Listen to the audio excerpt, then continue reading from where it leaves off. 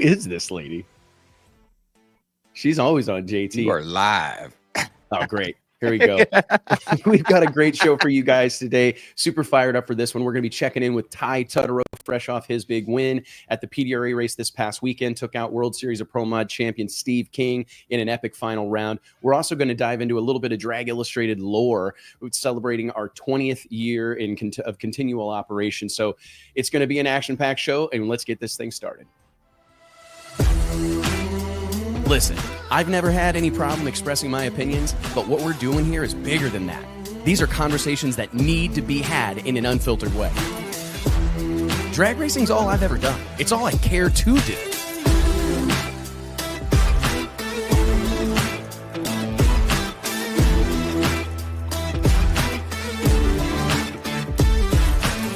I respect the history, I appreciate how far we've come, but I want more for this sport, and I'll fight for it.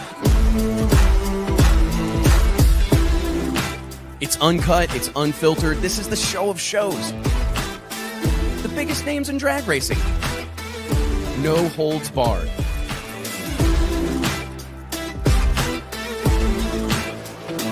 This is the great American motorsport. Drag racing. Prove me wrong. I'll wait.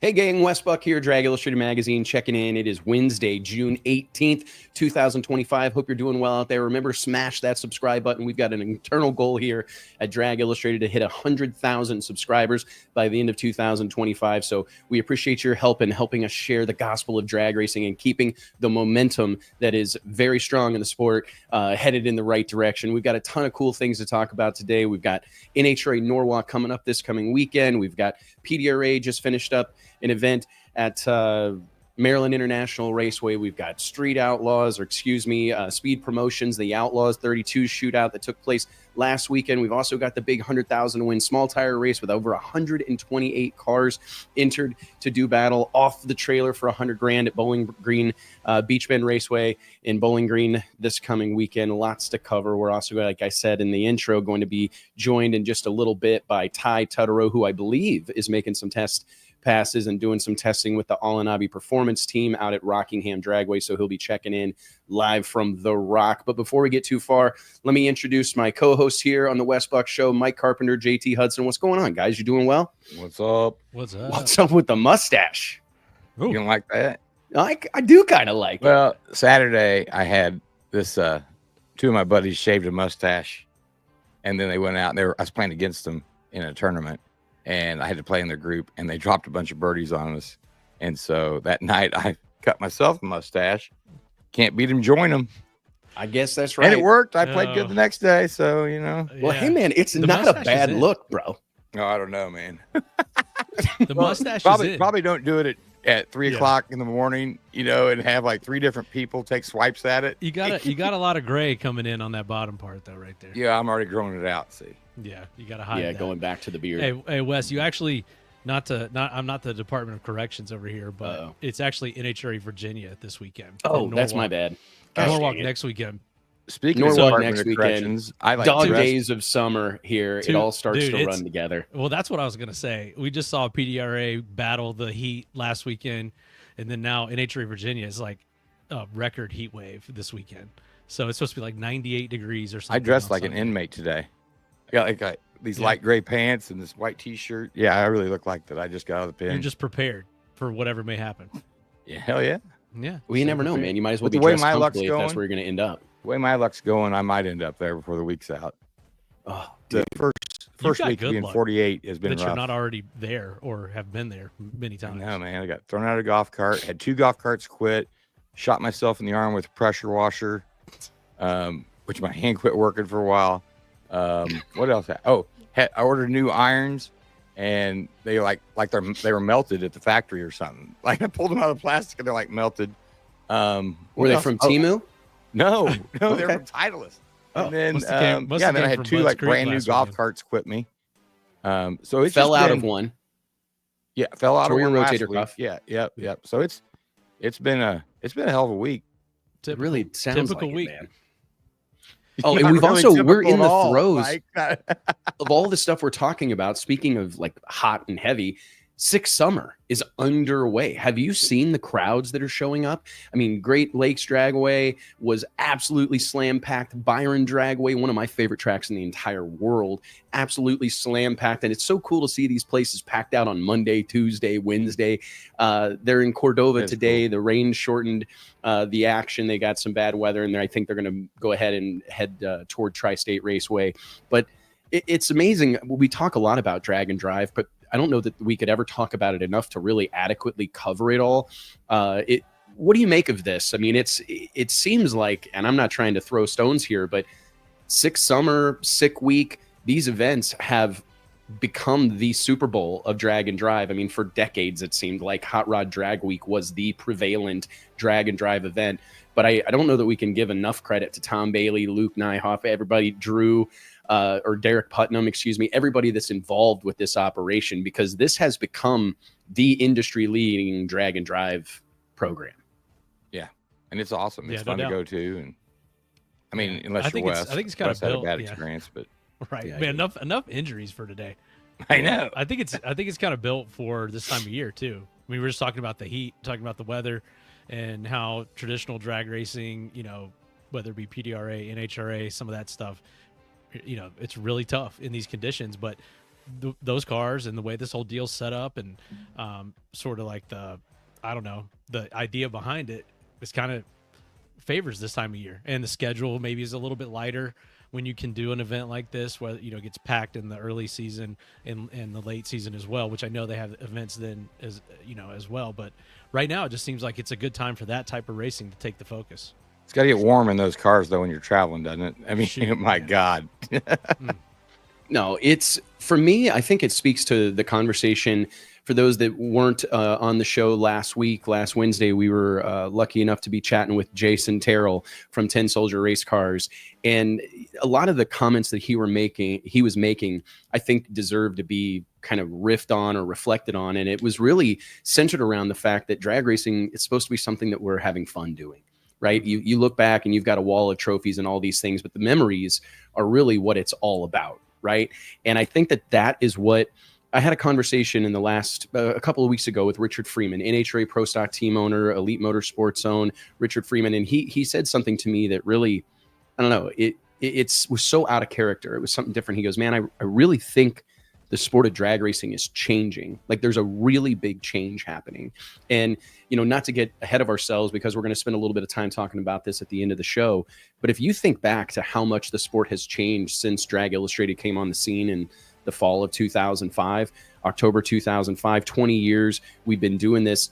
And I don't know that I had really spent a lot of time reflecting on how different things are today. But I mean, at that point in time, it was so clear cut of where you wanted to end up in your drag racing journey, right? Like almost everybody went into this going, someday I want to run NHRA Pro Stock. Someday I want to run IHRA Pro Mod. Someday I want to run NHRA Top Fuel. And it feels like our sport, throughout this growth that has taken place over the course of the last 2 decades, it's sent people off on a lot of different paths that can kind of, like, the dream scenario isn't as singularly focused on NHRA competition as it once was. Do you agree with that, Mike? Like, I think about anybody that you talk to that was serious about drag racing, they had NHRA national event aspirations. Even if they weren't interested in a professional category, they were a local racer that hoped to race NHRA Comp Eliminator, right? They wanted to get on that stage. I feel like we're in a festival environment where there's a lot of stages right now, right? I mean, you've got the Pro Mod stage provided by Midwest, PDRA, the Winter Series, etc. You've got the professional Mission Foods series within NHRA for Top Fuel, Funny Car, Pro Stock, and Pro Stock Motorcycle. You've got the drag and drive deals like we just talked about. I mean, Six Summer, I mean, you win one of those events, it's a huge accomplishment, right? If But you're you the you last, think some of that stardom that you're looking for in the NHRA is provided by platforms like that are being streamed now, like Flow Racing and social media in the last 20 years. Before you would chase something, you didn't know about all the other stuff that was going on. I mean, really, Yeah. if you were in playing in this playground over here, you knew your schedule, and unless you got a flyer sent to you by someone or something, I mean, you know, It was the so hard information to wasn't have readily awareness. available Yeah. for someone, you know? Even if this stuff was going on, you weren't aware of it. Right. And so everything like TV, we talk about TV and movies, like that's where you saw everything. And then if it wasn't NHRA or in National Dragster or on network TV, you didn't know about it. So it's a really, I think that's led to it. And then just the growth, I think the focus away from some of those top levels of NHRA to these more grassroots type of racing That are paying big money too. Yeah, you know? from the drag and drive deal, we talk about Little Gangsters every week, but just what it's paying, the notoriety that it's getting, the people that it's attracting, all those people kind of building their own platforms as well, I think is just led to this fragmentation. And we've always talked about fragmentation as being a bad thing, but it's almost like it. I think it was at some point, 5-10 years ago, you were really, really afraid of fragmentation, and now it's like it's survived almost because of that, that fragmentation, giving you all these different options, but it's taken people spreading their own gospel on their own platforms, and just the growth of door car racing, in my opinion, has replaced a lot of the growth and aspirations in some of those other higher levels. So we've seen those the fuel stuff and some of the other stuff that you put in that category, not, I guess, kind of remain where it has been, but you've just seen so much growth where these other classes have risen up to be closer to those, So it's just very interesting how we talk about something that's always been an issue, but in my opinion is kind of the reason for the growth that you're speaking of, because by some measures, if you were to go to like a SEMA or I don't know, an NHRA study, you might not see that growth. But if you were somehow able to take account of the sport as a whole, I think you could account for a lot of growth there. So it's about reaching out into those different pockets and not just focusing on the stuff that's right there in our face in the mainstream. Well, and that was the only thing that was in our face, because if you think back to that, the mid 2000s, let's say, there really weren't that many platforms that existed in our sport. And if you wanted to get a sponsor and you wanted to race on television, the only game in town was an NHRA professional category, right? Like if that was your true goal. It's very linear. I'd call it like a linear path. It's like a very easy, like this is the path. It's one straight path. And now it's just very like the path. Because carrying on with like Six Summer in that conversation, I look at drivers and racers like Alex Taylor. She was on the cover of Drag Illustrated last year, and I think about the career trajectory that she's had and is on right now. Historically, that would not be possible to be sponsored by all these big brands and be featured in advertisements and digital commercials and be this influencer that she is. That would not have been a possibility. Racing with her dad and her family. Racing with her dad in a steel-bodied 55 Chevy that runs 690s or whatever. And I mean, correct me if I'm wrong, but is not a professional drag, like does not hold any professional. She probably has a professional license, but hasn't competed in a professional platform or professional category or won a professional trophy or anything. All the stuff she's done is on the fringes, right? I mean, am I wrong in saying that? No, you're 100% correct. So that's like to your point, a great example of what we're talking about. I think about Megan Meyer. This is a young woman who's had considerable success in top alcohol dragster, won championships, won races all over creation, done very well for herself. And she's become like a really prominent personality in the drag racing space. And she's not racing in Top Fuel or Funny Car. And I think it's actually an exciting time to be involved with this sport, because if you're willing to leverage the platforms that are available to you and you're willing to build out your own platform, right? Leveraging social media or email and all the various ways you can connect with fans in 2025, it's very possible to kind of make, blaze your own trail, and I think that that's an exciting thing that exists in the sport. Toot your own horn, but I like blaze your own trail. I've never heard that one. No, but it's, I just find it really interesting because, I think about like Tommy Hoskinson. I had a text conversation with him yesterday and talking about how excited he is. He's number 2 in the points right now in the Little Gangsters BTR powered mini points series. And he's like over the moon about this opportunity, the amount of fanfare it's creating, the PR that it's creating. And for a guy that's racing a car that runs 530s in the 8th mile, like there wasn't an opportunity not too terribly long ago to get any sort of buzz about what you're doing because you weren't in one of those categories that we were just talking about. And it's an exciting time in my, Tommy is number one right now. I thought that, that is right. Tommy's number one. What do you think though, just like trying to make this make sense with one of the other topics we were going to talk about, do you think that this has anything to do with some of these other names from other walks of sports or racing that we're seeing get involved in drag racing? Do you think that has to do with it as well? Like we talk about Randy Couture, Tony Stewart. We saw like another great example is Dale Earnhardt Jr. with the Cletus deal. Like typically you would say, oh, we got to get Dale Jr. in a funny car or something like that. But Cletus is getting him in what you would loosely call a drag racing truck or vehicle, not even on a drag strip, but yet it's still like his introduction to drag racing. Do you think that is working for all the same reasons that we're talking about this other stuff as well, but maybe just like on the opposite end of the spectrum? 1000%. I think this whole crossover deal is benefiting our sport in a lot of ways. I mean, one of the top performing posts we've had on dragillustrated.com so far in 2025 was this update that Randy Couture provided last week. And we published that story. Shout out to our senior editor, Kayla Zadell, got that story up on the website. And it performed really well across social media and all the metrics we track. And I think it just speaks to bringing some fresh eyeballs to the sport. And, you know, I think Tony Stewart leading the NHRA Top Fuel points right now.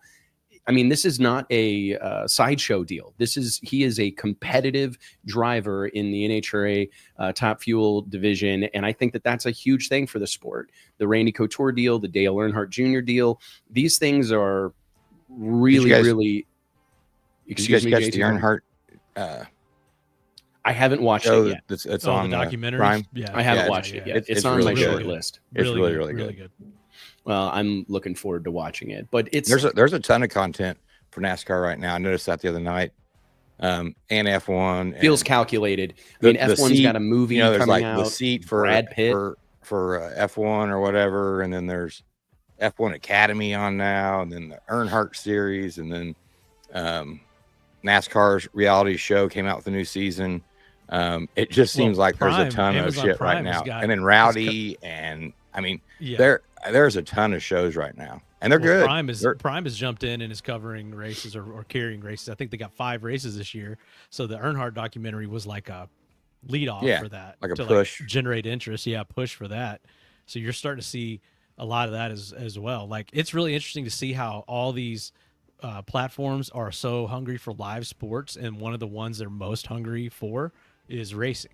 I think that's been a big thing as well. As everything's moved to streaming, live sports has become like a premium product. It kind of just blended in before with cable or whatever. Now it's like if you've got a streaming platform, that's awesome. But if you can also have some kind of live sports property with that, that is what, the icing on the cake, or like probably a push. Like a low-hanging fruit to pick up to, though, racing-wise. Instead of trying to jump in and try to get an NFL game or two, for your platform, or an MLB playoff game, or NBA finals, or whatever. I mean, racing's it's right there, and it's up for grabs, to be honest with you. I mean, a lot of aspects of racing. There's a lot of it that's available, and you don't have to have the NFL or any of those big. It seems like each one of those platforms has sort of staked their claim on each of these things as like their push, that we have this live, or you can only watch this exclusively here.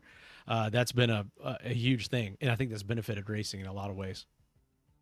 I couldn't agree more. I think seeing drag racing being a part of pop culture, that's always been like the dream. One of the hot topics in drag racing today is like the future and kind of the state of speed promotions racing, what was known as No Prep Kings, now known as the Outlaw 32, whether, what this deal holds for the future, or what its future looks like, right? But I always go back to, there is no possible way to overstate the impact that Street Outlaws, No Prep Kings, and those television shows had on the sport of drag racing, whether you liked it, agreed with it, condoned or illegal street, however you view it, there's no doubt it had a massively positive impact on the sport of drag racing because it injected us into pop culture, mainstream media. And that's what I see, Formula One leaning into. That's what I see NASCAR leaning into.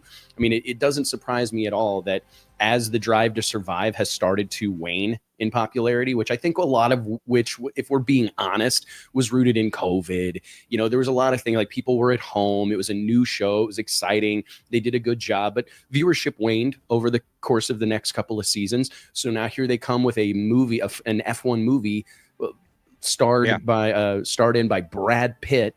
So they went all in on the Creators movie thing. of Top Gun, Maverick, and it ought to be good. Oh, I can't imagine that it won't be. It's got saturated too, though. Like, if you think about that, since the drive to survive, it's just like you just see more and more and more of that. Think about Hard Knocks, NFL Hard Knocks, how that used to be just way up here. Like, you had to watch that because it was the only glimpse you got behind the scenes and into training camp and got to see all this raw stuff that you never got to see elsewhere. And now, like, not only you're seeing that all over social media, but like each team has their own in-house docu-series creator staff, and some of them I think are better than Hard Knocks. Exactly. No shit. Yeah. I mean, they're good. So it's hard it's like you got to keep pivoting all the time. But we talk about all this stuff and all these ways to cover stuff, but back to like our original point, as we celebrate 20 years of Drag Illustrated, a lot of what we're saying now and the reason we think this is all working and important is the reason why Drag Illustrated was created and continues to exist. Because even, we were on the cusp of the internet, I guess you could say, but pre-internet, we felt like it was time to create another magazine that covered all this stuff. And all of a sudden in print, you're seeing stuff from Orska and Grudge Racing and Quick 8 Pro Mods in the Southeast. And Fuel Altereds and Nostalgia Drag Racing and Ozark Mountain Super Shifters, all this stuff that historically had really never gotten any PR. And your comment about fragmentation earlier, Mike, it's so true. It's one of those things that I think is easy to identify as a flaw, but may well actually be a strength. Because that's also what I see with this crossover athlete deal. We're seeing people able to extend their competitive shelf life by being involved in drag racing. And I think that maybe for a long time, I would have argued that drag racing's biggest star is John Force. And still today, he's no longer racing actively. And I would still argue that he is the most prominent name, the biggest star drag racing has ever produced. And I have in the past argued that I was actually somewhat excited about a future where John Force would retire under his own terms, because I felt it may swing the door open for someone else, to soak up the available limelight. But I as I reflect on it more, I think about, it's actually a pretty magical thing in our sport that we can still see Greg Anderson and these guys that are Doug Coletta, these guys that have been around for decades. They're going to battle with Justin Ashley. They're going to battle with these fresh faces, Jasmine Salinas and so on and so forth, and Ida Zetterstrom. And that's a crazy thing that doesn't exist in any other sport. I mean, can you imagine a world where John Elway was still walking out on the field to, try on Patrick Mahomes for size? Wouldn't want to be in that world ever. Well, I'm just using that as an example, sure. But we've seen so many incredible athletes walk away early, when they're kind of still in their prime. And we've also seen guys, rapidly deteriorate, right? Like go from top of their game to riding the bench season to season.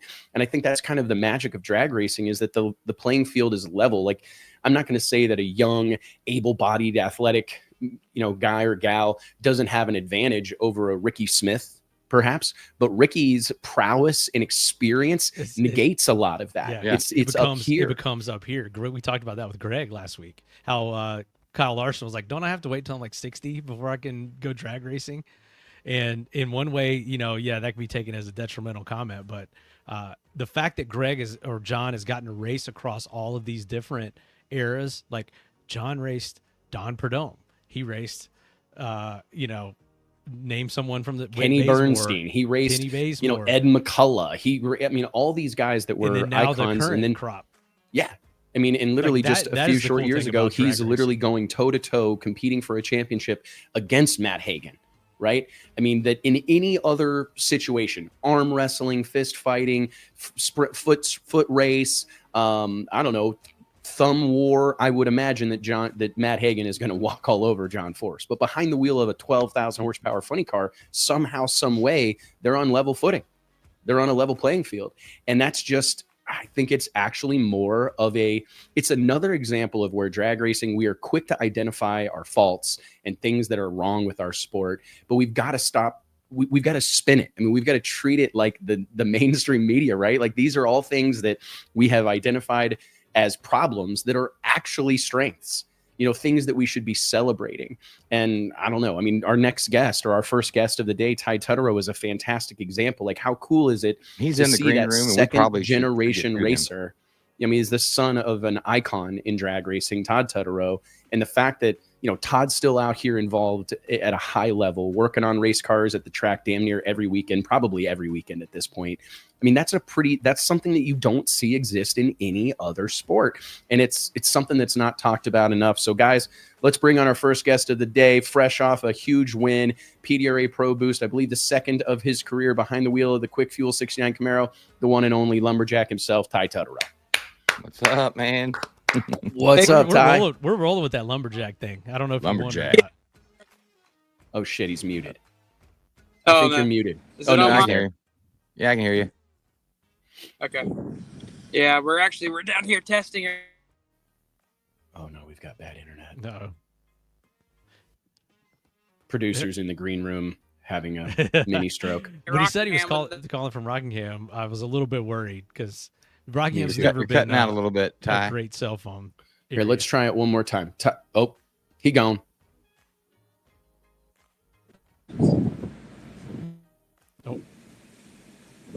Probably got a phone call. This looks like the phone call deal. Not go to work. Oh, Well, we got your audio. I'm going to take you out of the feed here and then just rejoin and see if that helps. If you can hear me. B-Man says Wi-Fi. Can y'all hear me? Yeah, we can hear you. Yeah, we can hear you. Yeah, I'm going to remove you out of the green room here. Hold on. I'll just text him. Technical difficulties here on the Wes Buck Show. Well, let me take a second here and remind you that each and every episode of the Wes Buck Show is made possible by way of our friends at Redline Synthetic Oils. Formulated to win, proven by you. We're talking about a brand that's trusted by the best in the business. Ty Tutterow, Steve Torrance, Callie Mills, Spencer Hyde, Scott Palmer, Tommy Franklin. The list goes on. These aren't just weekend warriors. They're champions, killers, and contenders who rely on Redline oil to get it done. Formulated to win, proven by racers like you. Check out their full product lineup at redlineoil.com. I'm going to give JT a little bit of time here to see if we can't secure Ty Tutterow's internet connection. But Mike, let's riff on this a little longer. Let's continue this conversation just about these second generation stars and how many of these people that are in our sport. I mean, I was looking at the iTrade points from 2005, right? The iTrade Pro Mod points. And, there's a lot of these names that are still in the mix. Mike Castellano was won the championship in iTrade Pro Modified in 2005, and he's still in the thick of things here 20 years later. Yeah, you've seen that. And I mean, we could talk about that with Ty. It looks like maybe we've got him back here. We'll wait for signal for JT. Oh. There you go. We got you, bud. You look good. Any luck? Yeah, we got you. Okay, good deal. Yeah, sorry about that. It shows I've got good service, but evidently not. I wouldn't shut everything else down I wasn't using. So. There you go. You're all good, now. buddy. How's testing going? Oh, shit. We lost him again. It's definitely. This ain't gonna work, is it? Ty, this ain't going to work, is it?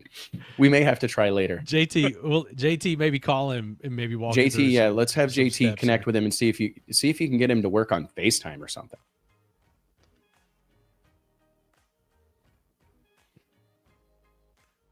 Yeah, it's occasionally we have these, especially from Occasionally the we racetrack have these during moments. testing in Rockingham, which is like not the telecommunications central of the planet. I can tell you that.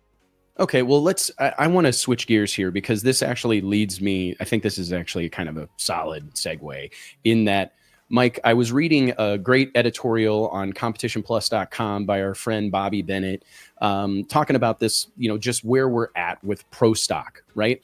And one of the things that he kind of ended the conversation was, or his editorial there. What's next for pro mod? There was a call. One of the questions he was kind of contending with was a comment that he'd seen on social media about NHRA needing to replace pro stock with pro mod, right? And that's a whole conversation that we can have. But what it really, I think, shines a light on is how rapidly pro modified racing is evolving. We've seen it rapidly evolve. And this situation we're having with Ty Tutterow right now is proof positive. These guys aren't hanging out at home on a Wednesday afternoon. They're not at their job, their regular job. We're seeing pro modified rapidly. It has escalated at various times, right? We saw it kind of do this, and then we see it do this when a team like Alanabi got involved, or an engine builder like Rear Morrison got involved, or a team like Proline got involved and focused more of their energy and effort on pro modified racing. And I think we saw it kind of do this for a little while, but I think we're about to see another one of these spikes, and it's because you've got teams testing on Wednesday afternoon at the Rock. But in that spike that you're outlining, is that a good thing? Is that exposure? Is that sponsorship? Is that money? Is that all these things? Or is it more cost? Is it more regulation? Whatever the case may be. I think that the counter argument to just ditch pro stock and replace it with pro mod has always been, at least from my vantage point, like within the pro mod fraternity or whatever you want to say, is be careful what you wish for, because we've seen that a lot of times with pros. Like once you get to that big four, or whatever you want to call it, of pro level classes that NHRA fields, everything changes. And pro mod is there in a lot of ways. I mean, the illustration we've given with Ty and Ty Tutterow and what it takes to compete at the highest level, as far as category, and then be at the front of that category. It's gotten to that level. And then of course we're not helping that at all either with the winter series. Everything is just escalating, but at some point you do have to be careful what you wish for, because when you take it to a professional category, and now TV time, sponsorships, commitments, having to go to 18 races or 20 races versus 10, a lot of things change. And I don't know that I think pro mod wants that. I think that's always been kind of like the driving idea or force behind pro mod, is like this underdog mentality of, we can do that, we could do it better, just make us a pro class, we could kill it as a pro class. I think on the counter side of that, it would take away a lot of the personality that pro mod's always had, and where it came from, and the outlaw nature that it continues to maintain, and sort of the outlaw, what do you say, outlaws and badasses and do-it-yourselfers or whatever. Like, I mean, I love all the pro stock guys, and I mean any disrespect to any of them, but how many of them can you look at and are all outlaw, badass, do-it-yourselfers, small crew, the same guy that drives the truck, drives the car, and puts up the awning and tunes the motor, and sets up the chassis? Like that's all gone over there in pro stock. They're all badasses, but they're all having to do what it takes as far as having a specialized crew member and all these huge teams and what it takes to do it. So I just don't know that pro mod is ready for that. What's your take on that? Man, Mike, it's like it's the ultimate double-edged sword, because there's every ounce of my being wants to see pro mod as the pinnacle of drag racing, right? There's no doubt in my mind that I think that is a realistic goal. And I think that I truly feel like our sport is headed that direction. But the flip side of the coin is everything that you just mentioned. And I think that that's going to be the biggest challenge over the course of the next 5-10 years, is trying to maintain this level of participation, maintain this level of enthusiasm, and continue to build and evolve, because people want to see forward progress. I think even if it's few and far between, everybody, I think a tenet of human happiness is forward progress. So I think as long as we can continue to demonstrate progress, but somehow, some way, and I don't know what the answer is, to try to keep it from becoming a scenario where you've got to have an in-house engine shop. You've got to have, a R&D deal with a cylinder head manufacturer, or you've got to have, that is a dangerous place for our sport to go. Part of the magic of pro mod right now is that success is a few, the rubric or the format for success, the blueprint, if you will, is fairly readily available. There's chassis builders that tuners and crews have experience with, have a book of notes on. There are engine combinations that are tried and true and proven. Most of them are off the shelf products. You know, these are not things that are one-off castings or one-off cylinder heads. We're not seeing that in Pro Modified right now, which I think is a great thing. But it's like, how do we keep it in that, you know, the confines there, It's and a great continue to thing in grow one and build way. and excite it? It's a great thing as far as car count. Like we've talked about this. There's no way in the old days you get a car count like we had at Winter Series unless that kind of access is available. But Pro Mod was not built on that. It was built on literally fabricating or coming up with something in your garage during the week, you know, in between race weekends, and trotting it out there the next week, and like all this innovation and discovery that happens. And now it happens much differently, and it's much more readily available for guys to come in and say, I want to compete at the highest level here. You know, I've got my choice of a handful of teams or power adders and directions I can go. So it's really like funneled down a lot already. And I would hate to see it continue to funnel down even more, which I think is what tends to happen when you've got the pro class situation. But we'll see. We'll see where it continues to go. Looks like we got Ty back in the green room. Let's here, give one more shot here and see if we can't get Ty, because there's a great comment from Drag Racing Mayhem that I want to get to, which I think actually tells the story more so than anything else. But Ty, it looks like now we're in the trailer, so you're in the air conditioning. Looks like we're making some progress. Yep, we come over here to Manzo and bum some Wi-Fi. So there you go. Oh, fantastic, man. Well, hey, congratulations on a hell of a weekend in Maryland. We know it was a challenging weekend. It was hot, kind of where a lot of these hardcore tuners and the guys that have raced on nitty-gritty little outlaw 8th mile tracks throughout their entire life really have the opportunity to shine. So just kind of take us through the weekend and what got you in that final round. And I mean, it felt like you guys were a little bit behind the 8 ball early on, but rapidly got into race form. Yeah, when we very first got there, everything was, I mean, trying to think back into testing. I mean, we went down and we ran decent, not quite as fast as everybody else, but the car was making the trip more than we were in Virginia. We really struggled in Virginia getting down the racetrack.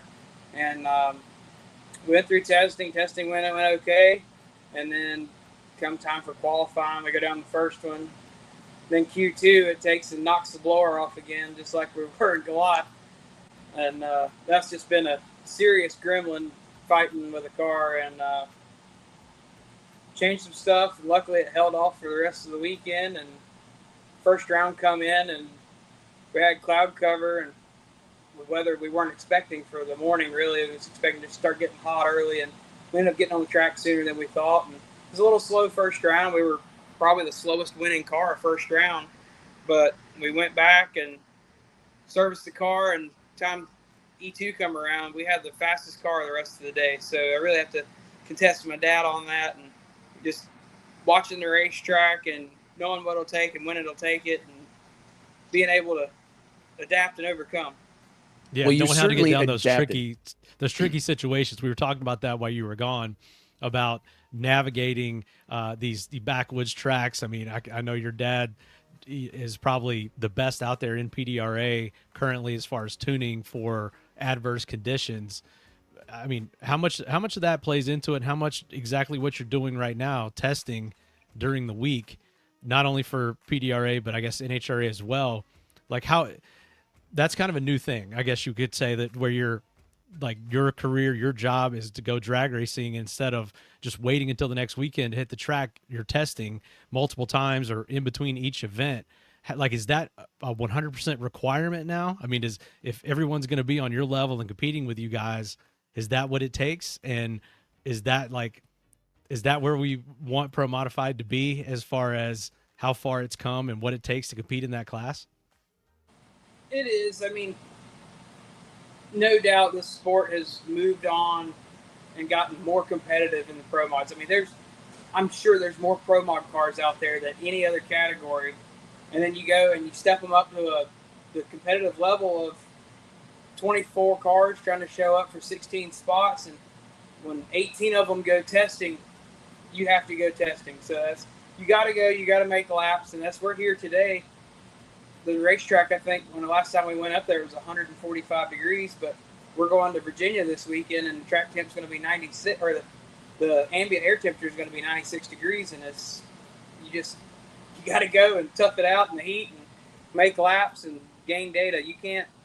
That's one thing. Like you got to give Proline. They have so many customers and so many tuners, but they have so much data, and it's hard to outrun data without going and making passes. So you just got to gain your own data, and that's what we just try to do. Come and test our equipment and new stuff, old stuff, and something outside the box every once in a while. Do you think that, like, I was looking at your reaction times throughout the weekend, and you're just an animal? I mean, that 002, you were clearly up on the wheel against Jason Harris in round 2. But throughout the weekend, 020, 021, 024 in the final, you haven't got near as many laps as a lot of these guys you're racing against, but you seem to have really risen to the occasion. I mean, what is that, just a product of a lifetime spent at the racetrack watching one of the best to ever do it? It is, and this is just a dead passion, just like being out here. It's Wednesday, we were here yesterday. It's just a passion and the want to do it, and any opportunity, you just got to show what you can actually do as a driver and your own deal. And I credit you guys for this one, because the AI deal with the whole ladder and stuff, I'm like, man, I'm way down that ladder. I got to get up. And I was like, you go through and you look at everybody's like reaction time averages and stuff, and a lot of seat time, and the more, it's just like a minute ago, data. The more you plug into that, either if you're bad, you're either going to drop or you're going to get higher. And that's the thing is, I want to be the best. When somebody says pro mod racing, I want them to say it's Ty Tutterow is number 1 on that list, and that's where I really want to be, and that's my goal. So, well, that's awesome to hear, man. I love it. I mean, and I think that there's so many things, so many directions this conversation can go. But I mean, I'm just curious, like, with what you guys have built with YO Motorsports, Ty Drive, I mean, you've got transmissions or drive units in tons of these cars out here. Every time I see you, you're wearing a different Ty Drive World Championship shirt with a laundry list of drivers on it. I mean, did you ever think in your wildest dreams that you would be able to make a career out of drag racing? I mean, you've obviously seen your dad, but he dabbled in a lot of things, right? He had to do a lot of different stuff, own his own various businesses, excavating, what have you, trying to keep the drag racing dream alive. Did you ever think that this would be a possibility? I mean, it's got to be exciting to think that you're earning a living and building a family and all these things and doing it at the racetrack.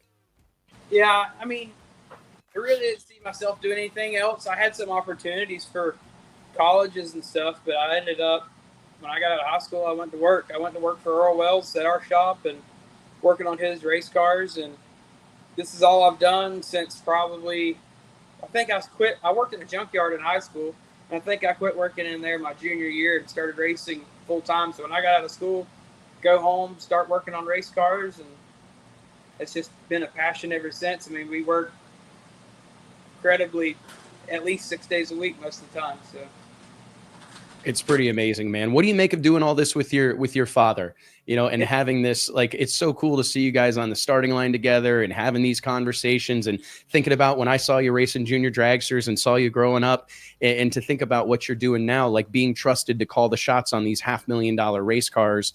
Like, that's a lot of pressure for a young man. I mean, it's a lot of pressure for a 40, 50-year-old man, let alone someone as young as yourself. I mean, what does that responsibility feel like? It's a lot on your shoulders, but it's no more than, I mean, it's a lot on my shoulders because one is, it's either somebody's family member or their kid or anything, somebody else's car, but I could never afford to do any of this. And I got to thank Earl Wells and Justin Smith and KH for giving me the opportunity to drive some of these cars, because I could never afford to do any of this on my own.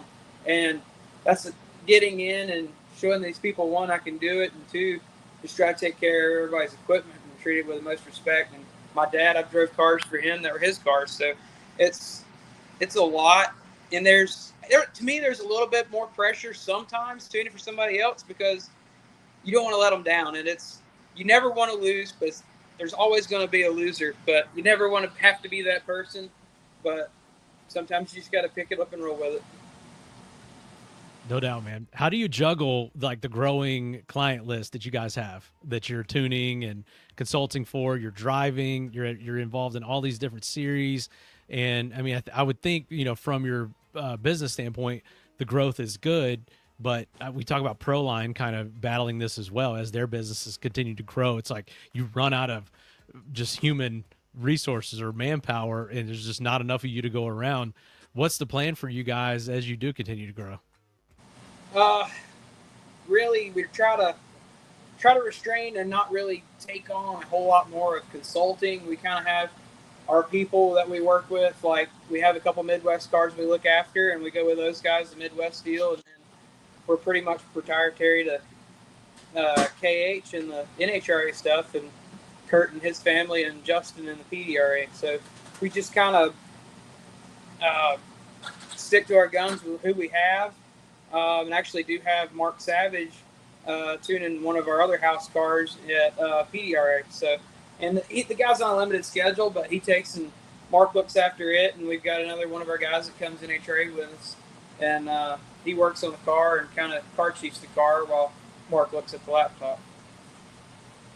It's important because that is like one of the big challenges, because it's like, how do you continue to grow your business and how do you set yourself up? Because we've all seen teams come and go, right? I mean, you have a guy that comes in and makes a big splash for a couple of seasons and then he's on to the next thing. So you want to have people in your pipeline, right? But you also don't want to underserve them and take them on at a time when you really can't manage it. It's a real challenge, man. But I think it's an exciting thing that there are so many pro mod teams. I mean, you've seen this sport and been a part of it, you know, through the ADRL explosion into PDRA, the various other series and sanctions.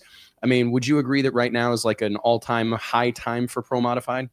It is, because there's so many places to race. You can go racing pro mods twice a week if you want to. You can come down here in North Carolina. You can run Big Dog on Thursday, race Rockingham on Friday, and possibly find somewhere to run on Saturday. So it's there. You can race every weekend in a pro modified, and you can race anywhere from $5,000 to $125,000. I mean, there's like, we used to have off season, but now our off season's coming up in July. That's our breaks in the heat. So it's a little nice, but I mean, we get to go to Florida and spend the winter in Florida and go to Qatar for a couple of weeks and run over there. It never stops, but as long as you stay ahead and developing stuff, you really never run out of stuff to do anyway. So just try to make sure you stay ahead of the curve with working on stuff. Can you tell us a little bit about the experience in NHRA? I remember when not too terribly long ago, I was at the Gator Nationals and your dad was there, set low ET of the weekend, but it was kind of a short-lived NHRA experiment. The focus turned to 8th Mile Outlaw Racing. Now you're back in the mix with NHRA and been dominant this season. I think you guys have won all but one race. Been extremely successful, low ET more often than not. Mike Stavrinos and JR Gray are absolutely killing it behind the wheel of those hot rods for you guys. What has this NHRA experience been like for you? I mean, do you feel like have you learned a lot? Has it, advanced being in that hyper competitive environment with all these professional teams? Has it been, do you see it as a valuable learning experience for you? It is. And it's fun going over there and running. The quarter mile I haven't been all the way to the quarter mile, but I've been fast enough to get my license. I've been 78 at 232, and that's just a whole nother experience going to the whole trip. But as far as going and racing over there, it's really fun because you know when you're going to run, you make your runs, you go up there, you have plenty of time to prepare the car, and you just make sure everything's right. You got 2 runs a day normally, and after that, you can kind of relax a little bit as long as you don't tear anything up. And the format is nice, but as far as the competition, I wouldn't say that the competition is any harder than it is at PDRA. PDRA is probably the hardest. We have to run our cars harder at PDRA, and because everybody's on the edge every time they go up there, and the track, you never know what the track's going to do. The NHRA, the track is very consistent, so you can nitpick your race car very easily and try to get it down through there. Now we get to Virginia, everybody knows it's no surprise to anybody that the track does not hold rubber, so that's going to be a big factor for the NHRA this weekend. But as far as the NHRA stuff, I think the competitiveness is kind of flat. It's the same as it was in 18 or whatever year it was. Yeah, that would have been last. Yeah, maybe 16 or 17. No, that was. I think it was. I think it might be 18. Was 18. it was before 18. COVID. It was When 18. Todd ran? Yeah, so that would Yeah, and they came out and lowered the boom on everybody at the Gator Yeah. Nationals. It- It was like the it shot ran heard around the Stevie- world. I think it he ran went Stevie in the 66 or finals. something. Yeah, Yeah. ran Stevie in the finals. That was 20. Okay. because Billy and 19 or Stevie 20. got it was 19. But yeah, Billy and Stevie actually set the record on that run. Dad just beat him on a hole shot. So. Oh, that's right. Isn't that crazy? We were watching that from the finish line. Actually, that will stick out in my mind forever. How packed that place was, and watching them come at us from the finish line. That was really cool. Yeah, it was record crowd, and then you turn around the next year, and we had a couple races. I think we run at Indy, and everybody had to wear a mask, and the That's crowd right. below. It was really scary, and to see the crowds come back and like how big the crowd has grown at Bradenton with the World Series. I mean, just packing those people in at all those Winter Series races is awesome, and but going down there, it reminds you of a grassroots race.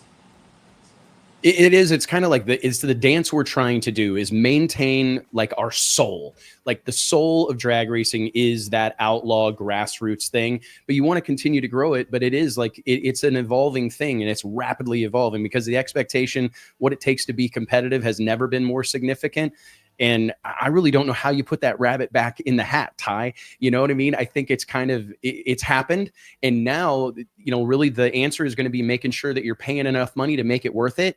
And also providing enough exposure to make it possible for a guy to get a sponsor or to get some help, or at least get some guys that are excited about it.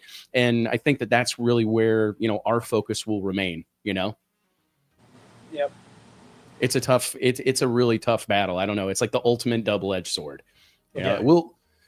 It's kind of back to what we were talking about the pro category and, you know, replace pro stock with pro mod and all that stuff. It's like how much can you continue to grow it in that direction, but yet it still retains the qualities that it has now, because it's a trade-off. It's a constant trade-off, and you can just look at that as a pattern throughout all of these classes across the history of drag racing. So we're at I think like a tipping point with pro mod, where it's just gotten so competitive, so expensive, so many cars, so many places to race. Which direction does it go from here? In both, you know, like we were talking about, like, does it retain its outlaw format? Does it jump the shark, I guess, and just go completely professional? It's well, if I've got anything to do with it, we ain't jumping the shark. I can tell you that much.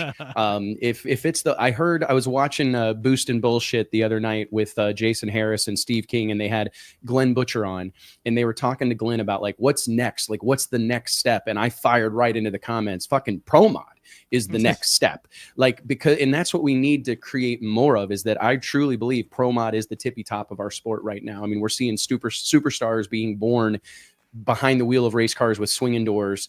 I think the days have passed of the only way to drag racing superstardom or sponsorship being Top Fuel or Funny Car. You can now go out and make a name for yourself in pro modified. There's enough big races, there's enough big happenings, there's enough eyeballs on this brand of drag racing that I think the future is really, really bright. But it is going to be a balancing act as we move forward to make, you know, sustainable moves. Like, how do we grow but maintain it and keep it sustainable over the long term? It's definitely going to be a challenge. But one of the things that I think has been interesting to see is, I mean, do you guys put a lot of pressure on your clients to go buy the latest, greatest new cars? I mean, it seems like if you look at the Winter Series, a lot of the guys that are in the winner circle at the end of the weekend are running cars that are 5, 6 years, 10 years old. I mean, to me, that's a real big positive. Do you agree, Ty? Yeah, we never try to pressure anybody. That's like Derek Ward's car. I think that's the old, now that I was going to say it, I can't remember now. But that was the older car. Yeah. I think was it Stewicki? I think it was Mike Stewicki. Stewicki's car. That's right. It was Stewicki's old car. So, and I mean, it doesn't, you just got to have good equipment. You don't have to have the latest and greatest, but you just got to be willing to outwork the next guy. And as long as you're going to put more effort into it, and if you run an older car, you get an older car and you put some bars in it and make it work as good as a brand new car, hats off to you. And that's just what it takes. And biggest thing is putting forth the hours and getting data with a vehicle. The Buick that I run, the only fault on that one, and I was heavy, still am heavy, but that's a really good working race car. It was built in 04, and we just brought it out. Justin owns the car now, and we had him here at Rockingham, and he run 366s in a row with a 135-degree track temperature. So, wow.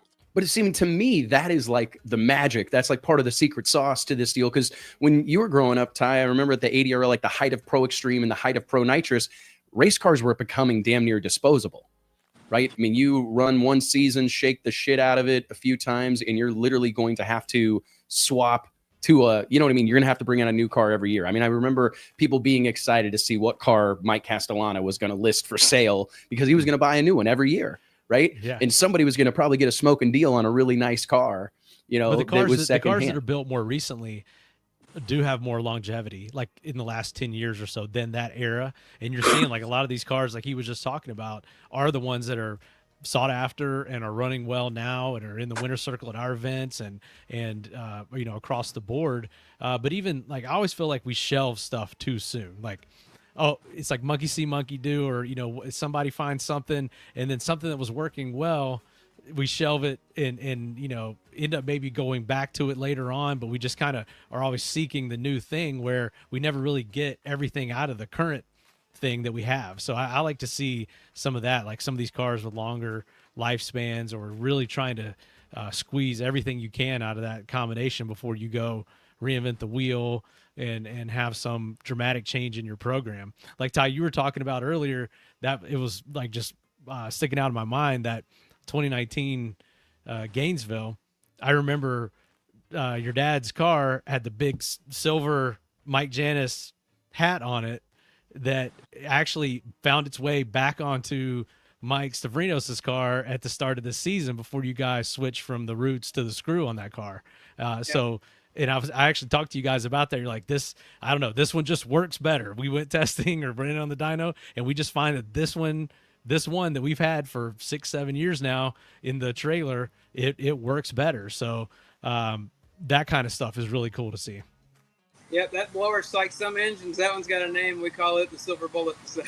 Yeah, there you go. Some of them are better, man. It's so before we cut you loose, just tell us real quick, like the experience of being involved with Al Anabi Racing again. I mean, it's no secret. Sheikh Khalid bin Hamad Al Thani has made a massive investment in the sport of drag racing over, 10 plus years that he's been involved. I mean, what's it like to have someone like that with the resources available to him, believe in you guys, your father, and kind of put you at the top of this deal to keep it going? It's awesome. I mean, to have him back, and I mean, he's really like, our involvement with him, it's like family, because we've been with him for so long. Like when he first picked Dad up, it was right after we shut down our grading business, and really he got us out of a tight spot and went down the road, and things come and go, but you never burn a bridge. And he's literally like family. You can call him up, talk to him in the middle of the night. He has fun, and just as long as he stays involved, and he's always about it. I mean, he has more passion for drag racing than 90% of people doing it. And he cares so much and wants to see everybody do good. And just being able to go out there and work for him and represent him just means a lot. And I'm proud to do it. So. It's awesome, man. I'm glad to see you getting this opportunity, and we'll let you get back to work, buddy. Thanks for taking a break from testing so you could shoot the shit with us. We appreciate it. Congrats on a hell of a weekend, and we can't wait to see what you guys do next coming up this weekend at the NHRA Virginia Nationals. Say hi to Tyler Crossno for me. I'll do it. I appreciate you guys. Appreciate you, brother. Talk Thanks, soon. Ty. All right, guys, I want to take a quick second here and remind you that each and every episode of the Wes Buck Show is made possible by way of our friends at Stroud Safety. Stroud Safety is known for their top quality racing safety equipment, from drag chutes and seatbelts to fire suits and blankets, all 100% made in America. Log on to StroudSafety.com today and make sure you tell them we sent you. Mike, what do we got left to cover? We've got a list of notes here, but I don't know what all you want to dive into. Are we going to go? I do think that there was a comment earlier that I would love to get your opinion on. Leave it to Drag Racing Mayhem to drop a nugget in here that's worth repeating on the air. To be honest, when you get to the level of professional motorsports that's going to happen, the question should be, how can we get enough exposure to sustain it? And I think that is actually the conversation we're having unknowingly, right? Because if you look at Top Fuel, Funny Car, Pro Stock, I think the price of admission and what it takes to be competitive in those classes has long since outrun the potential ROI.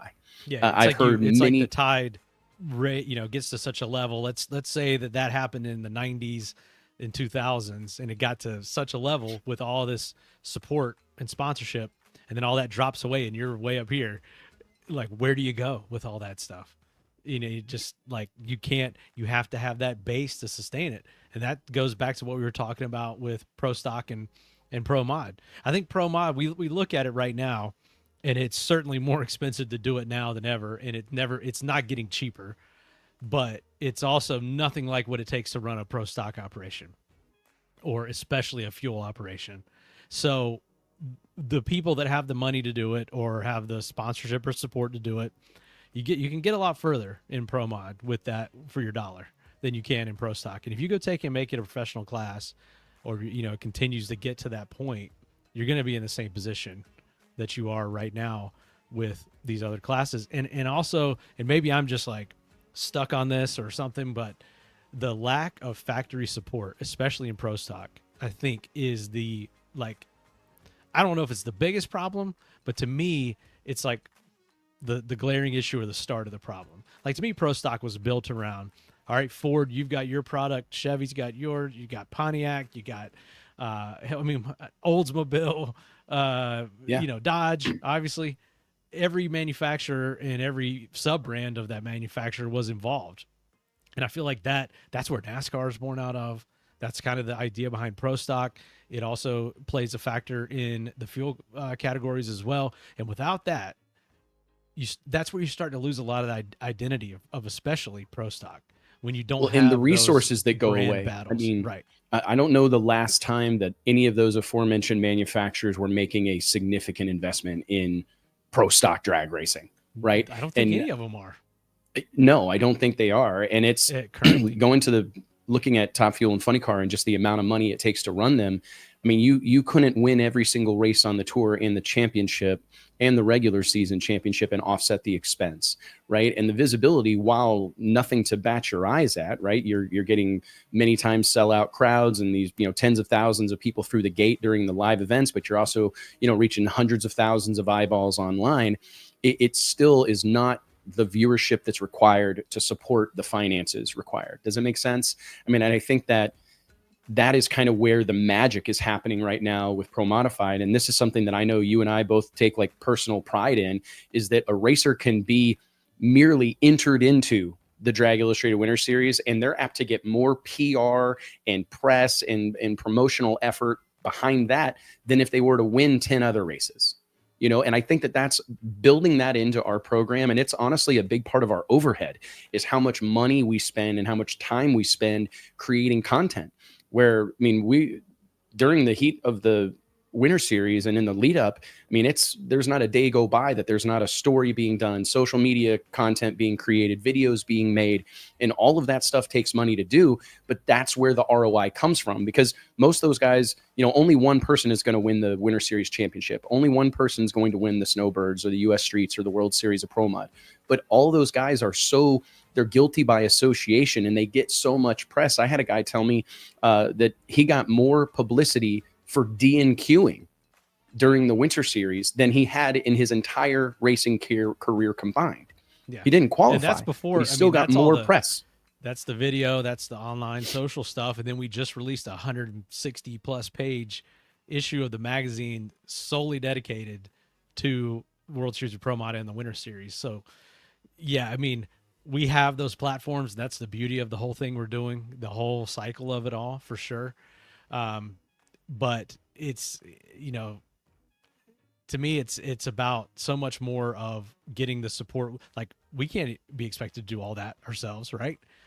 We need all the support. We obviously have our advertisers and our supporters, but we've got to somehow find a way back to getting those mainstream and those factory support situations. I feel like a lot of that factory support, as I was sitting here thinking about it, went to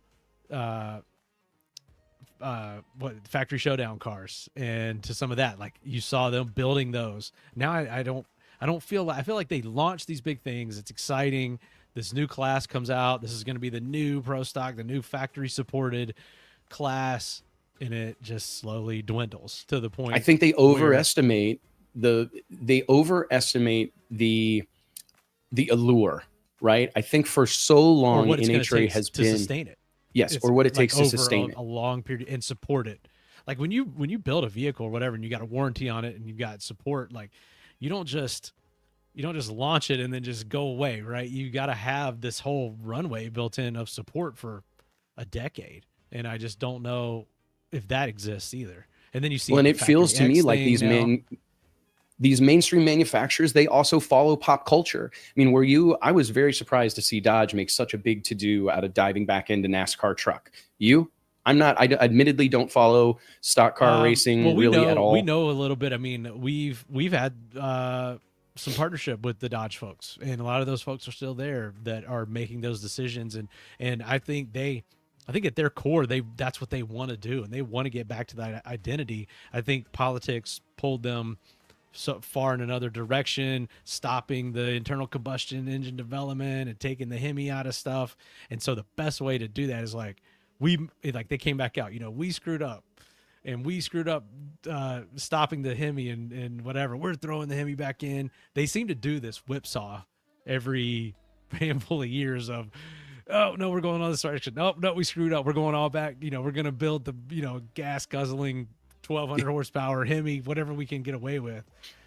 I would just like to see them continue on whatever path it is. It doesn't have to be extreme one way or the other, but just continuing on so that you've got a little bit of reliability built into if you are like going that route, like going to be on the Ram factory team in NASCAR truck. Like, how long is this deal going to last? How long is this support going to be there? And I know things change and you can't predict the future, but I think that's a really important like bedrock for these teams to build on. And we've seen that in NASCAR.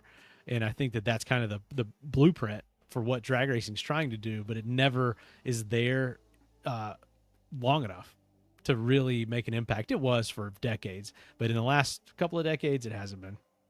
It goes back to what we were talking about, is that I think that drag racing is going through a change. I mean, Pro Stock is a great example as of one of the classes that were built on the back of manufacturer involvement.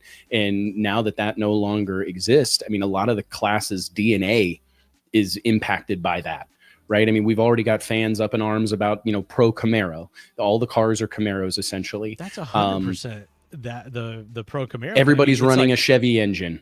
Even if you've got Camaro, a Mustang, it's got a Chevy engine. Well, it's like the 5-star Camaro body is the most aerodynamic, and the Chevy engine makes that platform is the most versatile and readily available. It makes the most power. Like, you're just fighting an uphill battle. That's where the manufacturer comes in, or Dodge comes in, and is like, all right, we're going to try to help you make some more horsepower with the Hemi combination, and we're going to try to make this car a little bit more aerodynamic in the wind tunnel or whatever. And you just don't. There isn't that anymore. So why wouldn't everyone have a Camaro? I mean, I can't argue that, but doesn't that alter the class's? Like I said, it alters the class's DNA, and it begs the question of what is next for Pro Stock? I was listening to the CompetitionPlus.com Power Hour last night, and Richard Freeman was on there talking to the gang, and he was talking about how this. Like he was proposing like a switch back to hood scoops and throttle bodies, making a kind of a different change on the induction side of the cars to make them go back to looking like race cars and with big hood scoops on them and stuff, and a throttle body at the front of the manifold. It's interesting to me. Does that, is there enough interest to do that reset that maybe is necessary right now? And I worry that there might not be, because I feel like a lot of the people that are there. That's the problem. Yeah. I mean, their cars now are badass. They're race cars to me. I agree. We're so far, and we've got pro chargers and stuff and pro mod turbos and all this stuff. We've kind of moved on past the hood scoop, in a lot of ways, to where it's no longer the sole identifier that this thing is a race car. And they've done so much work to get these cars performing the way they are. You remember the switch over, the switch over from carburetor from hood carbs scoops and carbs and EFI to what we've got now. And we even still have it in the top 8 in our magazine, in our performance records. We maintain a separate list of the pre-EFI era and the EFI era. And I just noticed that here in the last year or so, it may have even been more recent than that, have we finally eclipsed. The reason we had that was because the performance dropped back so much. And so we were still trying to show the ultimate performance of Pro Stock, and not let it just be judged by those early days of the EFI switchover. But now we're there to where they're matching and exceeding that performance. So I would hate, I mean, I don't know anything about it. I would have to, we'd have to talk to Richard or whoever else more about that, but that would seem like a massive, just taking everything you've learned and worked for and all the expense for the last decade plus and just throwing it out and kind of going back to where you were over a decade ago and starting from there. So, well, and how much is the hood scoop going to slow them down? Because it's gonna slow them down something, That's you know. And so it's all these things to think about.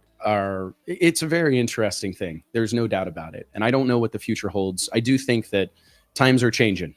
I really feel like the sport of drag racing is in a state of significant change, and I'm honestly excited about this next chapter for our sport, because we've seen things come and go over the course of time, and our sport continues on. Right, there's tracks rocking and rolling every weekend, but I am kind of curious to see, because I do think we're staring down the barrel of a whole new world where cars that look like cars, with swinging doors and the driver on the left-hand side, are taking center stage. And I don't see that changing anytime soon, especially as we get more of these crossover athletes and crossover drivers involved with our sport. I mean, if, you know, right now, I think that's what Pro Modified represents to me, is this real opportunity to come together, to see all these guys from different walks of the racing life come together in a single category and do battle on a level playing field, and still have the opportunity to do it their own way, whether it's a nitrous car or a twin turbo car or a screw blower car, or roots blower car.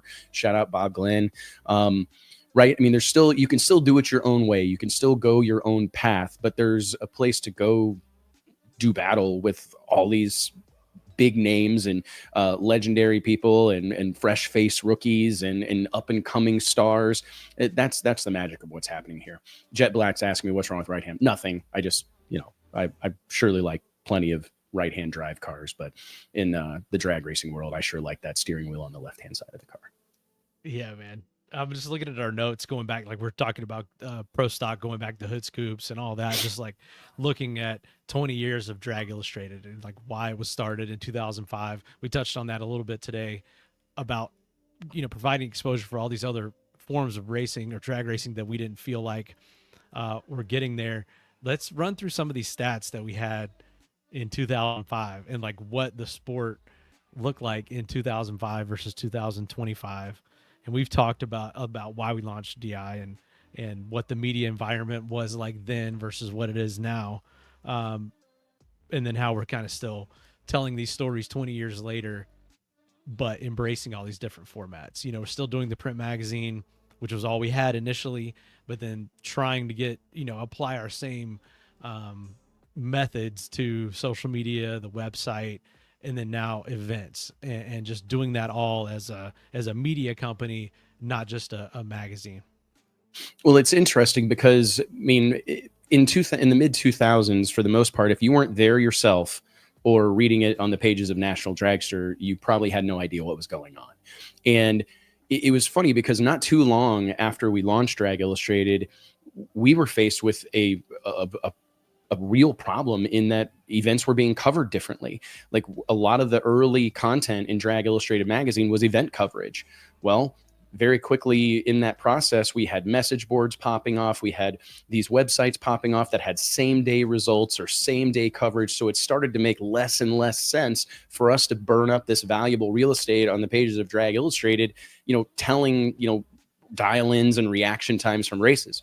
We had to like literally switch our format and go, you know what, this is actually representing an opportunity for us. This is our opportunity to go even further in on the human interest side of this and tell stories of racers from across, you know, all these different drag racing sanctions and series and events that exist, and not feel the pressure to have to, you know, be this source of news information specifically. Like that was a lot of our goal early on, was to provide coverage of events that weren't getting coverage elsewhere.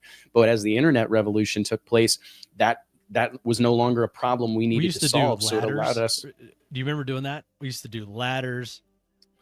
We used to do cover all these events. And qualifying results from every ADRL race or every ORSCA race. Yeah. Well, just getting the results was a challenge in itself too. Like, and it still is.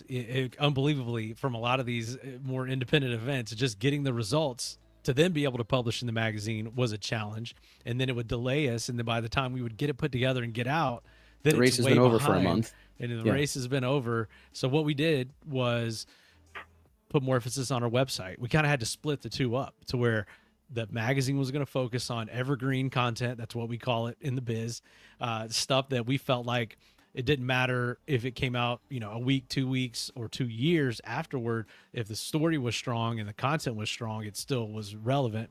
And then on the website, we would have the immediate results, or as close to immediate as we could do, and more of the event coverage. So that's still what we do today, actually, is by and large, unless it's a huge event that we feel like needs to be covered in the magazine, just to like for posterity and just having that permanence that the print magazine provides, it goes on the website, or it goes in as a press release, or maybe it goes into our news section, and obviously on social media. So that's still like that approach. I don't know when we decided that. I think it was when we finally had a good enough website that we felt like it could. I vividly remember being on the dual lane highway headed south of Kirksville, Missouri, Highway 63. And I don't know if I was talking to you or Dave or Wyatt, but I remember vividly saying, all right, we're not doing any more event coverage in the magazine. So I think we had that frustration had set in, and waiting on results and every detail of the numbers or whatever. And we just needed, with the small staff we have had then and still have today, if we were a week late or something, we didn't need it to just completely derail the content of the magazine. We needed that flexibility. And so it just started to make more and more sense.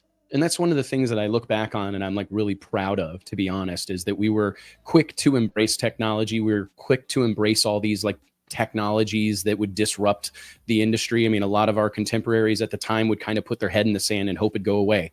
Like, hey man, we're just going to keep doing things the way we've always done them. But every time there was a new development in the tech world or in the media world, we looked at it as an opportunity, another tool in our tool belt, another way to tell the stories of racers. And we've embraced them all. I mean, actually, I was just looking, we launched the first episode of the Wes Buck Show in 2016. It's 10 years ago almost. We've been podcasting on a weekly basis for a decade now, nearly.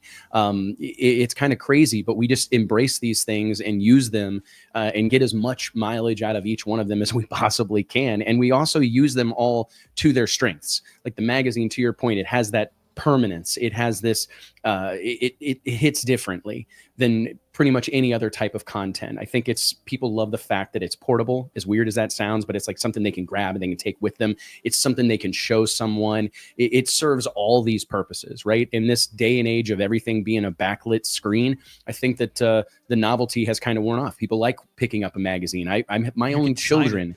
You can sign it like Steve King was doing at 100%. PDRA this past weekend. Those guys got a couple extra boxes, and he was handing them out and signing them with the silver Sharpie and that kind of thing. I mean, that as just a souvenir for him, for his team, for all of his fans and family and whatever else. But for anyone that comes up and grabs that, like, you can't replace that. You can't with digital. And in today's time, that is more and more rare.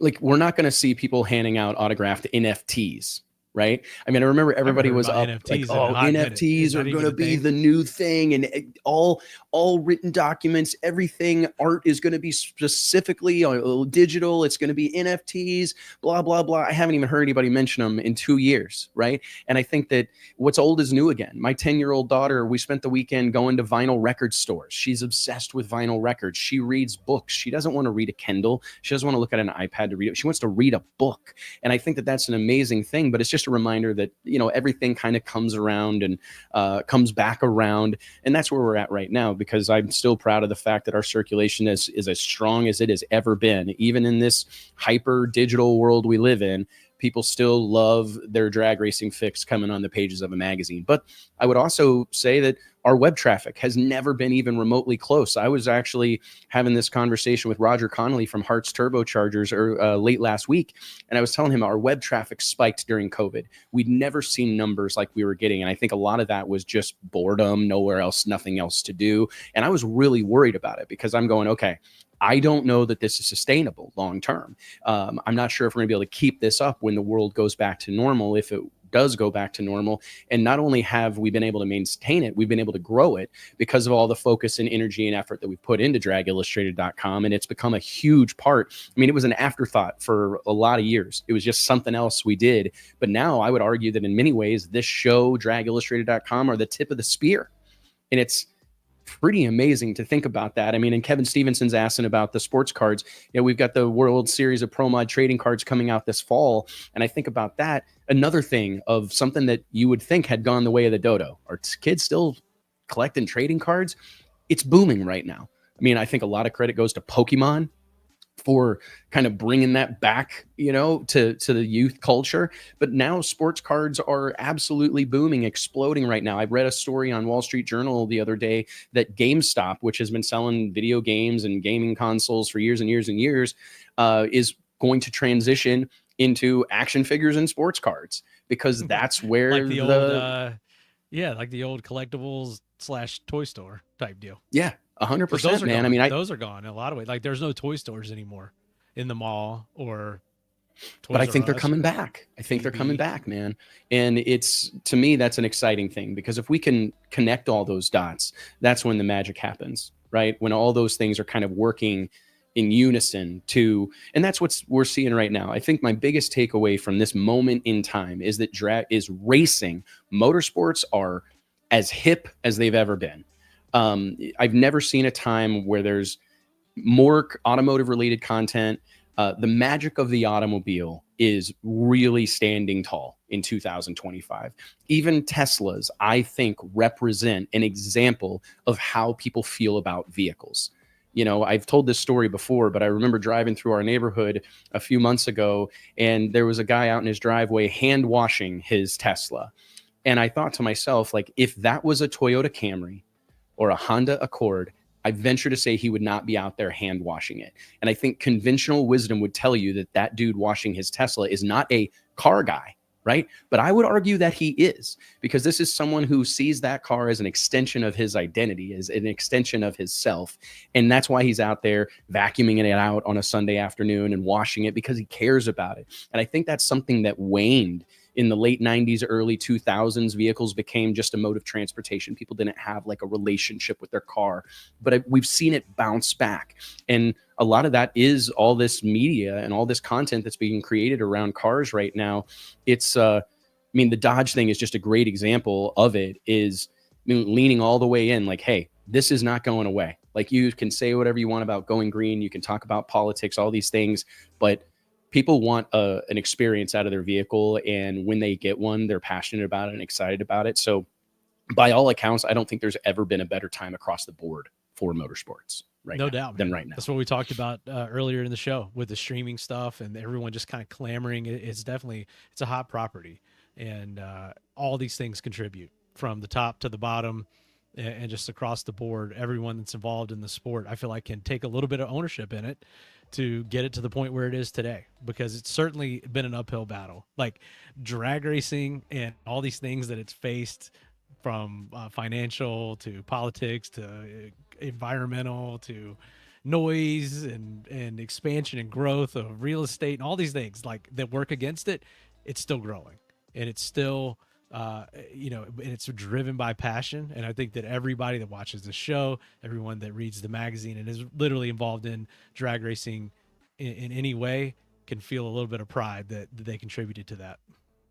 Yeah, I mean, and there's no doubt. I see a comment here from Con about the price of cars. There's no doubt. I was looking at, my son is dead set on getting a hot rod toy car to tinker with his senior year of high school, and I want to support that. But you know, everybody that's got anything that's not completely rusted into the ground thinks it's worth $70,000. You know, I know what I got. And I know what I got. I know what I got. You know, and it is an interesting time, no doubt, but we could go down a whole path of how expensive everything in this world has gotten. No doubt. It's completely out of control. There's no doubt, but I don't see it. Despite all that, the racing economy seems strong. Did you see the report that PRI put out? You know, nearly $400 billion industry is the automotive aftermarket. Employs 300 some odd thousand people in America, pays $8 billion annually in taxes.